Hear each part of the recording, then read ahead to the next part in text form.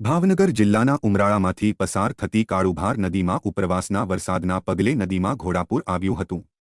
નદીમાં ધસમસતા પાણી વચ્ચે ખેડૂતોમાં આનંદ છવાયો હતો। ઉમરાળામાંથી પસાર થતી નદીમાં ઘોડાપૂર આવતા નદીના બે કાંઠે વહેવા લાગતા રહેવાસીઓને સાવચેત રહેવું જરૂરી બની જાય છે। જો કે નદીમાં આવેલા ઘોડાપૂરના પગલે નદી કાંઠેના ગામડાઓને પણ સાવચેતી રાખવી જરૂરી બને છે।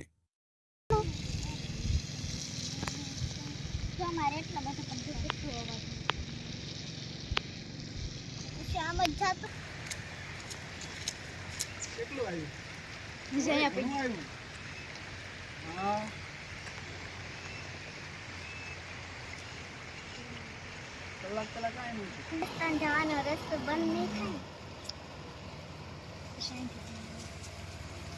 પણ ઊંધું મને ખબર